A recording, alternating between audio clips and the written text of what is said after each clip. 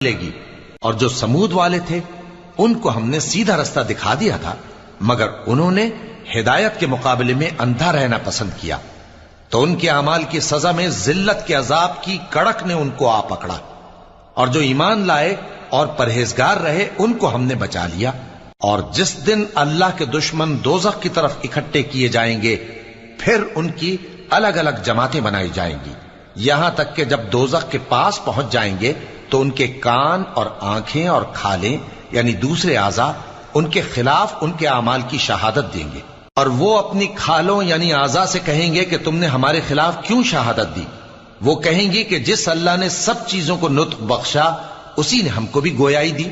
اور اسی نے تم کو پہلی بار پیدا کیا تھا، اور اسی کی طرف تم لوٹائے جا رہے ہو،